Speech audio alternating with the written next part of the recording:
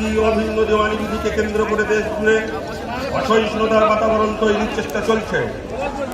অত্যাচারের ঘৃণা মানসিকতার প্রতিফলন ঘটছে, যার ফলে দেশের সুশীল সমাজের মাথা হেঁট হয়ে যাচ্ছে। এই সংসদে চলতে পারে না।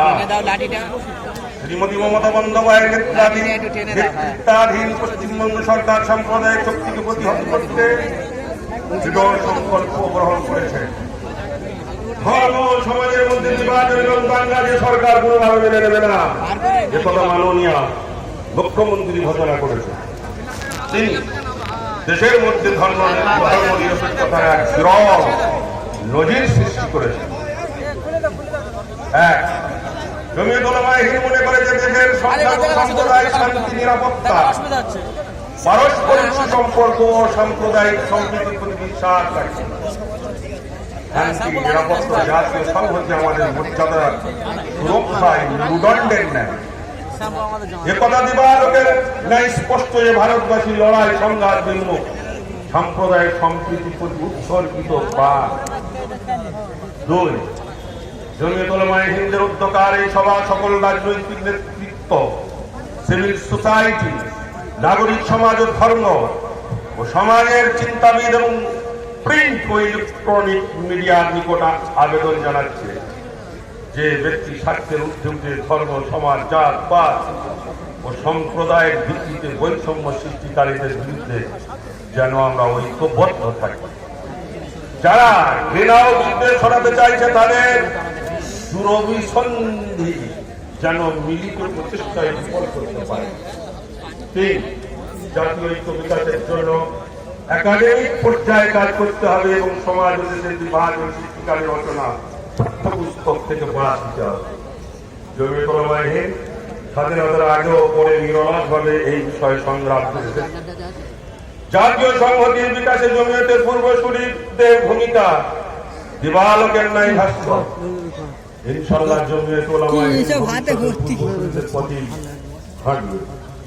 বর্তমান পরিস্থিতিতে দেশে অসহিষ্ণুতার প্রবৃদ্ধি বেড়ে চলেছে, যা দেশের জন্য বিপদ ও চ্যালেঞ্জের দিক। এই কারণে জমিয়ত চাই বিশাল ভারতবর্ষের সহিষ্ণুতার পরিবেশ সুদৃঢ় করার ক্ষেত্রে সর্বস্তরে মানুষের দায়িত্ববান ও যত্নবান হোক। আর সমাজসেবী বিষয়ে দেশবাসীকে সামিল করে বাস্তব পদক্ষেপ নেওয়া হোক। উদাহরণস্বরূপ, কোন বিশেষ অসুখ সম্বন্ধে মেডিকেল ক্যাম্প খোলা, যেখানে সাম্প্রদায়িক নির্বিশেষে সকলেই উপস্থিত হতে পারবে। এমন সেন্টার খোলা হোক যেখানে সকল সম্প্রদায়ের মানুষ মিলেমিশে উঠা বসা করতে পারবে। সময়, সুযোগ, দায়িত্বশীল ব্যক্তি ও প্রভাবশালী ব্যক্তিরা এমন যৌথ পরিবেশ করে পারস্পরিক আগ্রহ সৃষ্টিকারী এমন বিষয়ের উপর আলোচনা করুক, যাতে পারস্পরিক দূরত্ব দূর হয় এবং একে অপরকে বোঝার সুযোগ পায়। এই প্রস্তাব বলিয়ে যা পাঠ করলাম, আপনারা সকলে সমান্ত করে সমর্থন করছেন। সভাপতি সাহেব এক মিনিট একটা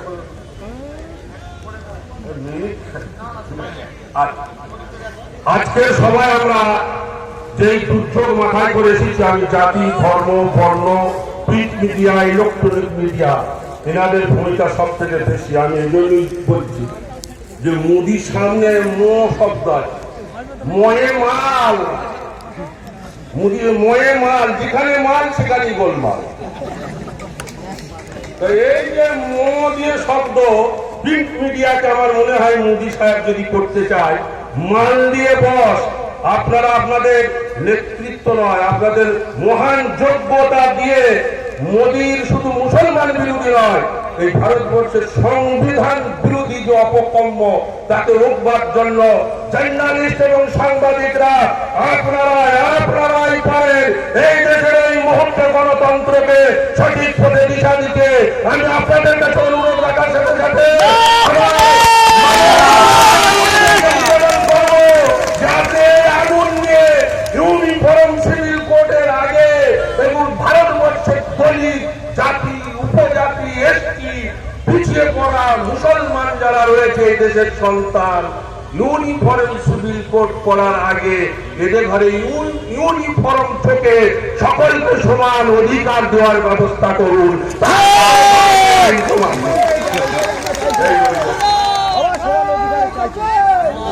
অশেষ ধন্যবাদ আপনাদেরকে। জাতীয় সংহতি রক্ষায় আপনারা দুহাত তুলে সমর্থন জানিয়েছেন। আমাদের মধ্যে রয়েছেন বিশিষ্ট শিক্ষিত শিক্ষাবিদ জনাব গৌতম পাল সাহেব, অধ্যাপক কল্যাণী ইউনিভার্সিটি। আমি শ্রদ্ধেয় গৌতম পাল সাহেবকে আমন্ত্রণ জানাবো এই প্রস্তাবের সমর্থনে তিনি তার জ্ঞান গর্ভপূর্ণ বক্তব্য রাখেন।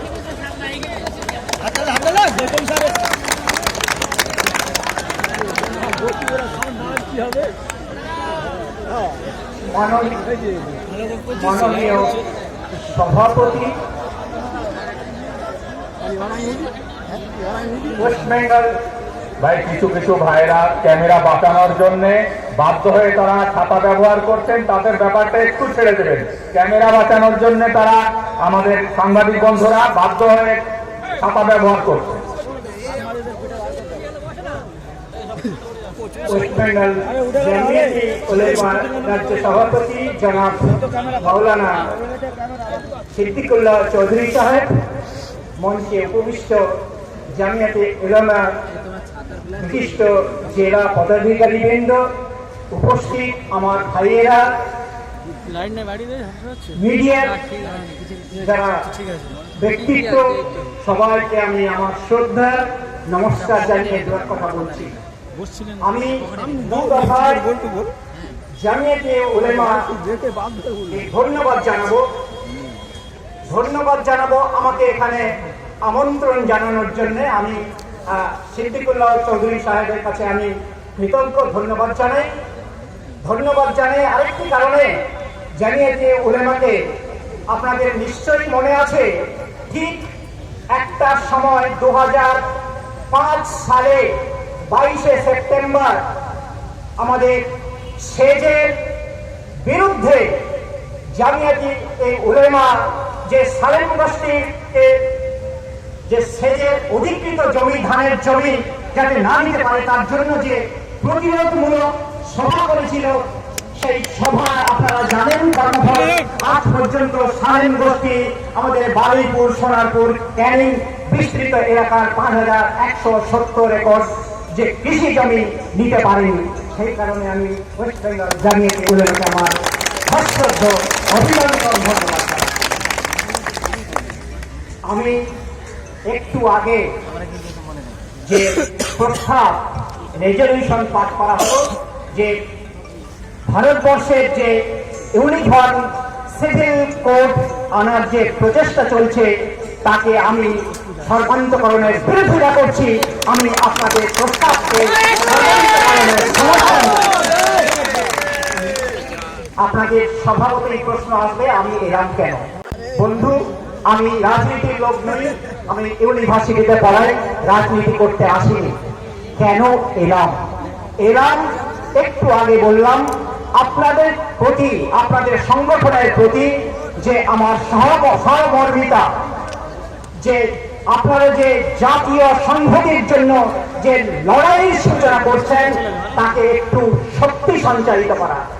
এবং আপনারা সবাই জানেন, জামিয়াতে উলেমা শুধু ধর্মীয় সংগঠন নয়, এটি একটি সংগঠন যারা ভারতবর্ষের স্বাধীনতা আন্দোলনে, ভারতবর্ষের প্রতিটি কুসংস্কারমূলক সামাজিক আন্দোলনে প্রথম সারিতে অবদান রেখেছে এবং ভারতবর্ষের যে জাতীয়তাবাদ অবদান রেখেছে। আমি আপনাদের নমস্কার ধন্যবাদ জানাই আজকের দিনে বৃষ্টিকে উপেক্ষা করে এই ধরনের একটি সংযত সমাবেশ সংগঠিত করার জন্য। আমি একটু বলে আসছি, আপনারা দেখছেন যে কেন্দ্রের বিজেপি সরকার তারা কেন এই আইনটি আনছেন। আমি একটু পরে, 1 মিনিট পরে উপস্থাপন করব তার কারণ। আপনারা জানেন, মোদি আসার আগে, জেতার আগে তিনি বলেছিলেন যে ভারতবর্ষের সুদিন আসছে। আপনারা কি দেখছেন?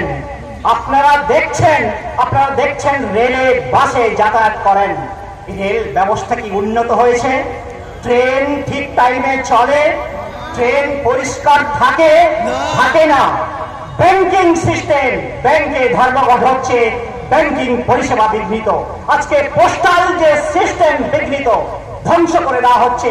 আজকে যে ট্যাক্স সিস্টেম, আপনারা জানেন যে যাদের কাছে আমরা প্রতি বছরে যে ট্যাক্স দিচ্ছি, ট্যাক্স যারা দেন তাদের বেনিফিট দেওয়া হচ্ছে না। আজকে গ্যাসের দাম বাড়ছে, বিদ্যুতের দাম বাড়ছে। আজকে আপনারা দেখছেন যে মোদি প্রাইম মিনিস্টার, তিনি সকালে এক পোশাক পরে, বিকেলে এক পোশাক পরে তিনি বলছেন make in India, digital India, স্বচ্ছ ভারত, ছবি তুলে টুইট করে পাঠিয়ে দিচ্ছেন। আসলে দেখুন যে 2 বছরের বেশি সময় অতিক্রান্ত করলেন মোদী সরকার, তাদের কাজের যদি খতিয়ান নেন তাহলে দেখবেন যে একটা শূন্য, বড় ধরনের একটা জিরো। তাহলে বন্ধু, আপনারা দেখছেন যে আমাদের রাজ্যে কখনো কিন্তু কোনো সাম্প্রদায়িক যে সংহতি বিনষ্ট হয়নি। আপনারা জানেন আমাদের রাজ্যের যিনি মাননীয় মুখ্যমন্ত্রী রয়েছেন, আপনারা জানেন সিদ্দিকুল্লাহ চৌধুরী সাহেব সেই মন্ত্রিসভার সদস্য। আপনারা জানেন সব ক্ষেত্রে সাধারণ প্রশাসন, কৃষি, শিক্ষা, পৌর, সর্বক্ষেত্রে গ্রন্থাগার পরিষেবা, জনশিক্ষা, সব ক্ষেত্রে আজকে ভারতবর্ষের প্রথম সারিতে। আজকে আপনারা দেখবেন আজকে যারা লেখাপড়া করেন, মোদী সরকার তাদের যে মাসিক বৃত্তি বিভিন্ন ইউনিভার্সিটিতে, গবেষণামূলক প্রতিষ্ঠানের টাকা বন্ধ করে দিচ্ছে, টাকা দিচ্ছেন না। কিন্তু আপনারা সাথে সাথে দেখবেন যে পশ্চিমবঙ্গ সরকার, আপনারা দেখবেন আগে কিন্তু ভারতবর্ষে পশ্চিমবঙ্গে কোনো সরকার করেনি, ভারতবর্ষেও ছিল না। আমাদের বর্তমান সরকার করেছেন ওবিসি এ, যাদের অধিকাংশ মুসলিম ভাইয়েরা রয়েছেন, ওবিসি বি 17% উচ্চশিক্ষার জন্য এবং চাকরির জন্য তাদের আসন সংরক্ষণ করেছেন। আমি মোদী সরকারের কাছে অনুরোধ করব, ইউনিফর্ম সিভিল কোড না এনে আপনি চেষ্টা করুন আমাদের যে ভারতবর্ষে যারা মুসলিম, হিন্দু, খ্রিস্টান, বৌদ্ধ, তাদের সবাইকে খাদ্য নিরাপত্তা দিন, তাদের শান্তিতে থাকতে দিন, বিদ্যুৎ নিরাপত্তা দিন, তাদের শিক্ষিত করুন। আপনি জনসাধারণকে বিভ্রান্ত করছেন। আমি বন্ধু এবারে আসছি, তিনি কেন ভারতের প্রধানমন্ত্রী কেন আনছেন, আমি এখানে দর্থহীন ভাষায় বলছি। শুধু পশ্চিম বাংলায় নয়, ভারতে নয়, বিশ্বের সব থেকে যুথবদ্ধ ধর্মীয় সংগঠন হচ্ছে মুসলিম। ইসলাম ধর্মের দ্বারা তার সাথে প্রতিষ্ঠিত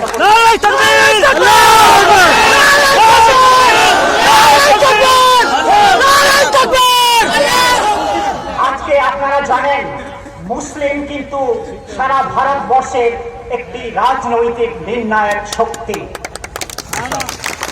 বিজেপি চাইছেন শুধু সিভিল কোডের মাধ্যমে শুধু মুসলিমকে নয়, হিন্দুকে নয়, বৌদ্ধকে নয়, জৈনকে নয়, তারা চাইছেন বিভিন্ন ধর্মীয় সম্প্রদায়কে দুর্বল করে দিতে, ছিন্ন ভিন্ন করে দিতে, যাতে প্রত্যেকটি ধর্মীয় সংগঠন এবং মুসলিম ধর্মীয় সংগঠন তারা রাজনৈতিক সরকার গঠনের ক্ষেত্রে নির্ণায়ক শক্তি না হতে পারে। এই ধর্মীয় এই যে সারাকি চতুরতা, আমি আপনাদের কি বলবো, অভিনন্দন জানাই। আপনারা প্রথম বুঝতে পেরেছেন জামিয়াতে উলেমা এই যে সভা করছে, আমি সেই সভা থেকে এটাকে নির্দ্বিধায় আমি কন্ডেম করছি, নিন্দা করছি। আপনারা জানেন যে ইউনিফর্ম সিভিল কোড আমাদের সভাপতি সাহেব বলে গেলেন, প্রত্যেকটি ধর্মীয় সংগঠনে একটি বিবাহ রীতি রয়েছে, বিবাহ বিচ্ছেদ রীতি রয়েছে, যেমন হিন্দুদের মধ্যে রয়েছে, মুসলিমদের মধ্যে রয়েছে, বৌদ্ধদের মধ্যে রয়েছে, প্রত্যেকটি ধর্মীয় সংগঠনের মধ্যে রয়েছে। ভারতবর্ষে 1854 সালে ব্রিটিশ সরকার কিন্তু ইউনিফর্ম সিভিল কোড তৈরি করতে পারেনি। 1956 সালে আমাদের জওহরলাল নেহরু কিন্তু ইউনিফর্ম সিভিল কোড তৈরি করতে পারেনি। মোদী সরকার তো পারবেনই না। আমি আপনাদের কেন পারবেন না, 2 বছরের শিশু মোদী সরকার একটু বুঝতে ভুল করছেন, কারণ আমি জানি তাদের মধ্যে একটি দুরভিসন্ধি রয়েছে। আমি বলবো হিন্দুরা তাদের মেয়েকে, কন্যাকে, মাকে, স্ত্রীকে যতখানি সম্মান করে, মুসলিমরা তাদের কন্যাকে, মাকে, স্ত্রীকে ঠিক ততখানি একইভাবে ইউনিফর্ম সিভিল কোড করে বিভিন্ন ধর্মীয় সংগঠনের যে আপনাদের মুসলিমদের যে পার্সোনাল লস, একে বিঘ্নিত করা যাবে না। আমি একে হাইলি কন্ডেম করছি, আপনাদের সাথে আমি সহমত পোষণ করছি। ভারতবর্ষ যে বিভিন্ন ভাষাভাষী দেশ, বিভিন্ন ধর্মীয় দেশ, সেটা হিন্দুদের দেশ নয়, বৌদ্ধদের দেশ নয়, মুসলিমদের দেশ নয়, এটা একটা মিক্সড কালচার। সেই তাতেই ভারতবর্ষ দাঁড়িয়ে আছে। আপনি জানবেন সেই ভারতবর্ষকে ইউনিফর্ম সিভিল কোড করে মুসলিম, হিন্দু, খ্রিস্টান, বুদ্ধিস্ট যদি ভাগ করে দেন, আজ কালকে ভারতবর্ষ থাকবে না, এবং তার দায়িত্ব বিজেপিকে নিতে হবে। আমি শেষ করছি, আমি আপনাদের নেওয়া যে রেজলিউশন, যে ইউনিফর্ম সিভিল কোডকে আমরা বিরোধিতা করছি, আমি তথ্যহীন ভাষায় বলছি, বিজেপি সরকার অতি সত্বর এই ধরনের দুরভিসন্ধিমূলক প্রস্তাবকে তাদের স্কচ করতে হবে, না হলে ভারতবর্ষের আগুন জ্বলবে বিভিন্ন ধর্মীয় সম্প্রদায়। প্রধানমন্ত্রীকে বলছি, এই ধরনের অপপ্রয়াস চালাবেন না। আমি আবার আপনাদের ধন্যবাদ, নমস্কার জানাচ্ছি, এবং পরিশেষে আমাকে যিনি বলেছেন মাননীয় মন্ত্রী, তার আমি আমন্ত্রণ ফেরাতে পারিনি। আপনারা আবার ধন্যবাদ জানাই, কেন? কারণ আপনাদের সভাপতি হিসাবে এমন একজন মানুষকে পেয়েছেন, তিনি পুরোপুরি অসাম্প্রদায়িক মানুষ, তিনি উচ্চশিক্ষিত, সৎ এবং সাহসী, নির্ভীক। তার কাছে থাকুন, আমিও আছি। ধন্যবাদ, নমস্কার। আপনাদের আমি বিরোধিতা করছি, ইউনিফর্ম সিভিল কোডকে বিরোধিতা করছি, আপনারা করুন। ধন্যবাদ অধ্যাপক গৌতম পাল বাবুকে। এরপরেই সংক্ষেপে এই প্রস্তাবের সমর্থনে আমি আমন্ত্রণ জানাবো হাফিজ নজরুল ইসলাম সাহেব, সম্পাদক মালদা জেলা জমিয়ত। হাফিজ নজরুল ইসলাম সাহেব। আসসালামু আলাইকুম। মাননীয় সভাপতি সাহেব এবং দূর দূরান্ত থেকে যারা এসছেন সকলকে সাধুবাদ জানিয়ে, ধন্যবাদ জানিয়ে, জনাব মাওলানা ইমতিয়াজ সাহেব জাতীয় সংহতি সম্পর্কে যে প্রস্তাব পাঠ করেছেন, আমি আমার জেলার পক্ষ থেকে এবং আপনাদের পক্ষ থেকে পূর্ণ সমর্থন জানাচ্ছি। একটা মেসেজ আমরা এই জমিয়তে উলামা হিন্দের মাধ্যমে দেওয়ার জন্য এখানে এসেছি। আপনারা জানেন আমাদের ভারতবর্ষের প্রধানমন্ত্রী নরেন্দ্র মোদীজি, তিনি হঠাৎ করে আমাদেরকে নিয়ে চিন্তা ভাবনা শুরু করে দিয়েছেন। আমাদেরকে নিয়ে চিন্তা ভাবনা শুরু করেছেন। তিনি বলছেন যে মুসলিম পেছনে তাকাবেন না, সামনের দিকে তাকান, বক্তব্য ইনসাফ মিলনা চাহিয়ে। চাহিয়ে কি নেই ইনসাফ? আমি জিজ্ঞেস করতে চাই, তিনি যদি আমাদের মুসলিম মহিলাদের যিনি ইনসাফ দেন, তার নিজের স্ত্রী যশোদা বেনকে তিনি কখন ইনসাফ দেবেন জিজ্ঞেস করতে চাই মোদীজিকে। মোদীজি তার বক্তব্য বলছেন যে এটা কেমন কথা, कहां से कहीं से फोन पे, इंटरनेट पे, व्हाट्सएप पे 3 তালাক হয়ে যাচ্ছে। হচ্ছে কি হচ্ছে না, ওটা পরের প্রশ্ন। আমরা ভারতের প্রধানমন্ত্রীকে প্রশ্ন করতে চাই, মোদীজি আমাদের তো হোয়াটসঅ্যাপের মাধ্যমে, ইন্টারনেটের মাধ্যমে, ফেসবুকের মাধ্যমে, ফোনের মাধ্যমে 3 তালাক দেওয়ার বাধ্যতামূলক চেষ্টা করে 3 তালাক দিয়েছে, কিন্তু আপনি ঘোষণা করুন আপনার স্ত্রীকে আপনি কি বলেছেন?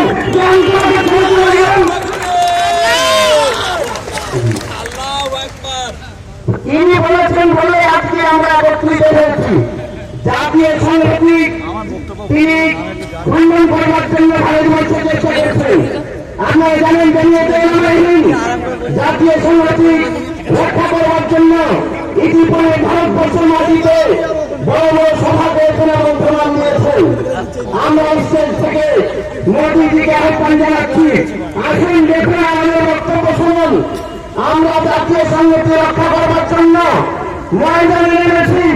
যদি প্রয়োজন পড়ে দেশের জন্য যেমন আমরা 53,000 মাওলানা রক্ত দিয়েছিলাম, জাতীয় সংহতি রক্ষা করার জন্য হাজার হাজার মাওলানা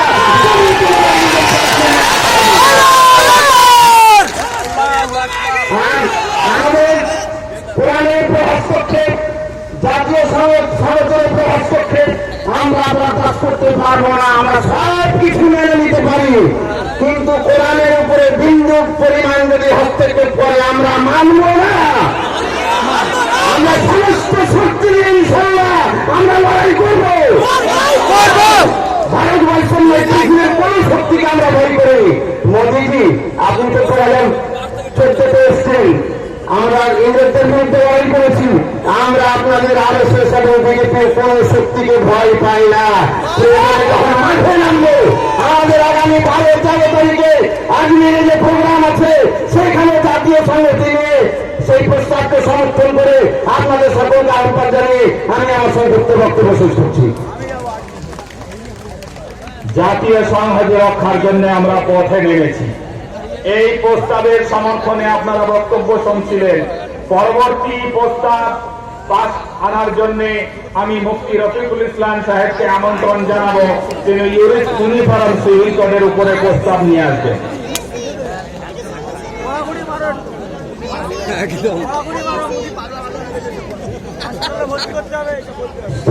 সভাপতি শ্রদ্ধা জানাই মঞ্চে প্রবিষ্ট গ্রন্থাগার, জনশিক্ষা ও পরিষদীয় মন্ত্রী, পশ্চিমবঙ্গ রাজ্য জমিয়ত উলামায়ে হিন্দের সভাপতি হযরত মাওলানা সিদ্দিকুল্লাহ চৌধুরী সাহেব, রাজ্য জমিয়ত উলামায়ে হিন্দ পশ্চিমবঙ্গ থেকে আগত 20টা জেলার আমাদের জমিয়ত প্রিয় আমাদের বন্ধুরা, মিডিয়া বন্ধুরা এবং এই রানী রাসমণি রোডে মাইকের আওয়াজ যতদূর যাচ্ছে যে সমস্ত বন্ধুরা আমাদের বক্তব্য শুনছেন, আপনাদের সকলের প্রতি শ্রদ্ধা ভালোবাসা জানিয়ে আমাকে যে প্রস্তাব করতে দেওয়া হয়েছে, আমি সেই প্রস্তাব আপনাদের সামনে হুবহু রাখছি। ইউনিফর্ম সিভিল কোড কোনোভাবে মানা হবে না।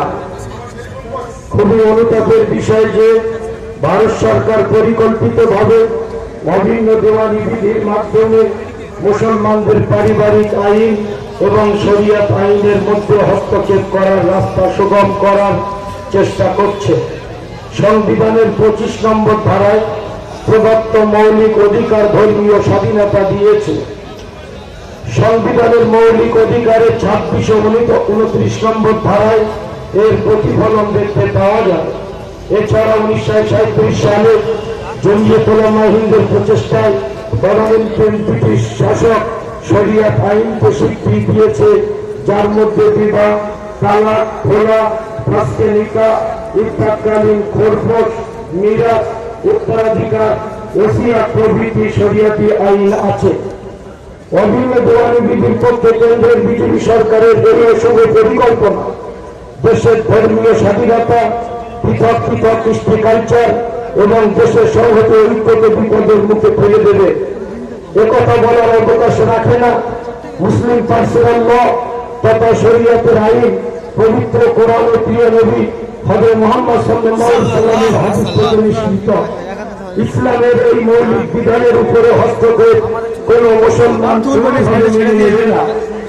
নরেন্দ্র মোদী সরকারের ল কমিশন 16 দফার যে প্রশ্নমালা প্রকাশ করেছে, এই প্রশ্নমালা দেশবাসীর ঐক্যের মধ্যে ভাঙন সৃষ্টি করার পরিবেশ সৃষ্টি করবে। সেই জন্য জমিয়ত উলামায়ে হিন্দের অধ্যকার সভা সম্পূর্ণভাবে একে বয়কটের কথা ঘোষণা করেছে। কাশ্মীর থেকে কন্যাকুমারী, কচ্ছ থেকে কোহিমা পর্যন্ত ভারতবর্ষের এই বিশাল বিস্তৃত ভূখণ্ডের মানুষের খাদ্য, পোশাক, সংস্কৃতি, ভাষা, নৃতাত্ত্বিক গঠন, রীতিনীতি, ধর্ম সহ বহু বিবিধ বিষয়ে ভিন্নতা পরিলক্ষিত হয়। ভারতবর্ষ জুড়ে 22টি প্রধান ভাষা,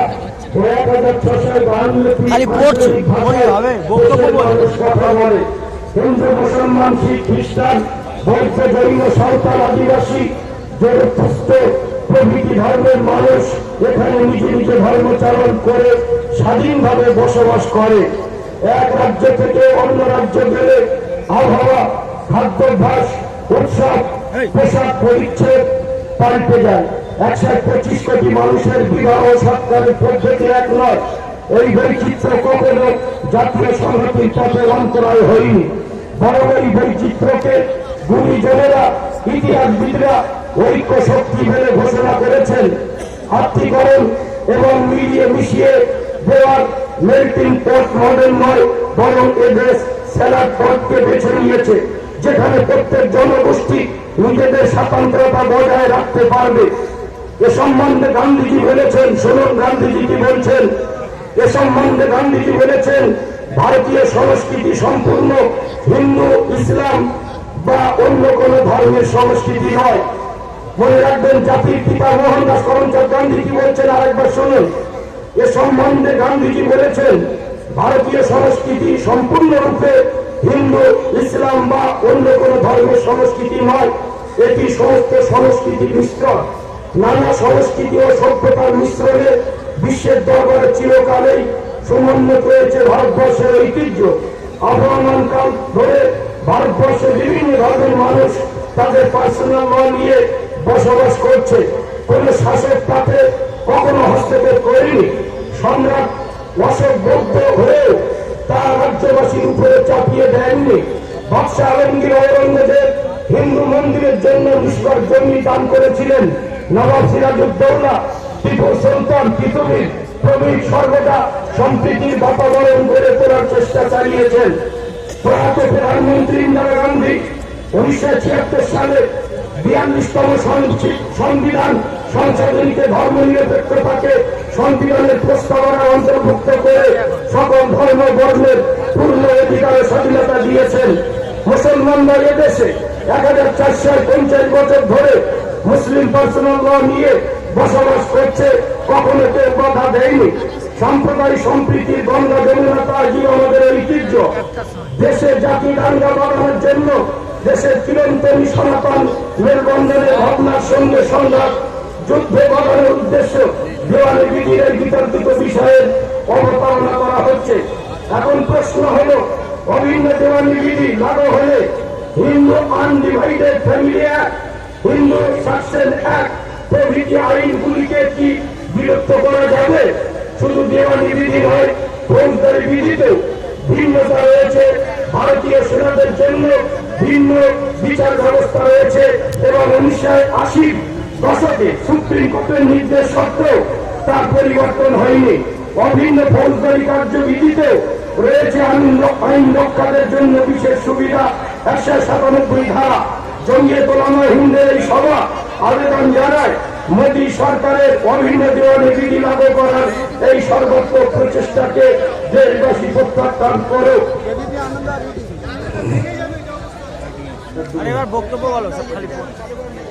বন্ধুগণ, আমি আপনাদের সামনে ইউনিফর্ম সুপ্রিম কোর্ট অভিন্ন দেওয়ানি বিধি পশ্চিমবঙ্গ রাজ্য জঙ্গিয়ত উলামা হিন্দ প্রত্যাখ্যান করছে সেই প্রস্তাব। ভারতবর্ষে শুধু মুসলমানদের জন্য পার্সোনাল ল নেই, মুসলমানদের জন্য শুধু পার্সোনাল ল নেই, হিন্দু সমাজের জন্য হিন্দু কোড আছে, জৈনদের জন্য আলাদা সংবিধানে তাদের অধিকার আছে, মিজোরামদের, নাগাদেরও নিজস্ব অধিকার আছে, শিখ সমাজের মানুষ তাদেরও নিজস্ব অধিকার আছে। যে অধিকারের ভিত্তিতে আপনারা জানেন, শিখ সমাজের মানুষেরা তলোয়ার নিয়ে ওরা প্লেনে উঠলে ওদের জন্য বৈধ, কেন? তাদের ধর্মতে ভারতবর্ষ